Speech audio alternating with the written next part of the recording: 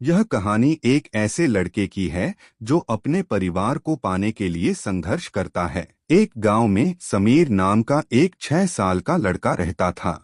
उसकी दुनिया उसकी माँ के हाथों की तरह गर्म और सुरक्षित थी और उसके पिता के कंधों की तरह मजबूत। एक सुबह वे साप्ताहिक बाजार गए, जहाँ विक्रेताओं की चहचहाहट और आमों की मीठी खुशबू से हवा गूंज रही थी। एक स्टॉल पर समीर की आंखें खुशी से नाच उठीं। पापा प्लीज, पापा प्लीज, यह चाहिए। उसके पिता मुस्कुराए और एक सिक्का लेने के लिए एक पल के लिए अपना हाथ छोड़ा। उसी एक समय एक दुकानों में को जलेबियां देखकर समीर वहां से चला गया। लेकिन जब वह वहां से पीछे मुड़ा तो भीड़ में उसके माता पिता कहीं खो गए थे। एक डर ने उसके दिल को जकड़ लिया। उसने कई बार मामा पापा बुलाया, लेकिन उसकी आवाज किसी ने नहीं सुनी।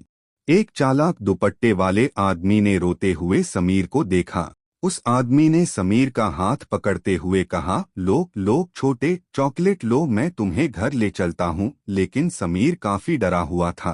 वह आदमी का नाम जगन था। उसे उसके माता पिता के पास नहीं ले गया। वह समीर को घसीटता हुआ रेलवे स्टेशन ले गया और उसे एक खचाखच भरे डिब्बे में धकेल दिया। जैसे जैसे ट्रेन आगे बढ़ती गई, समीर का गांव, उसका घर और उसकी पूरी दुनिया उसके आंसुओं में धुंधली होकर गायब हो गई। ट्रेन उसे एक बहुत बड़ा शहर में ले गई।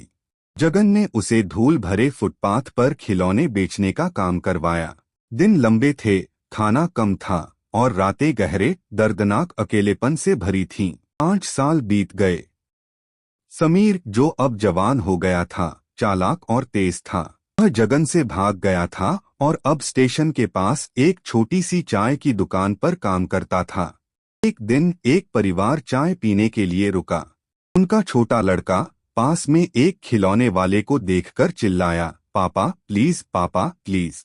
शब्द समीर पर बिजली की तरह गिरे। उसके मन में अपने बचपन की याद आ गई। बाजार का लट्टू, उसकी माँ की लाल साड़ी, उसके पिता का दयालु चेहरा। उसे अपना नाम याद आ गया। उसे अपना घर याद आ गया। उसके दिल में सोच लिया उसे वापस जाना है। वह दिन रात काम करता रहा, एक एक रुपया बचाता रहा। उसके माता पिता के चेहरों की यादें ही उसका एकमात्र मार्गदर्शक थीं। आखिरकार वह दिन आ ही गया। अपनी मेहनत की कमाई से समीर ने हवाई जहाज का टिकट खरीदा। जैसे ही प्लेन आसमान में ऊपर उठी, उसे एक अजीब सी शांति का एहसास हुआ। इस बार वह अपने घर से दूर नहीं जा रहा था, वह उसकी ओर उड़ रहा था। वह अपने गांव की जानी पहचानी धूल भरी गलियों में चल रहा था। उसका दिल धड़क रहा था। उसे घर मिल गया। बरामदे में एक बुजुर्ग पुरुष और महिला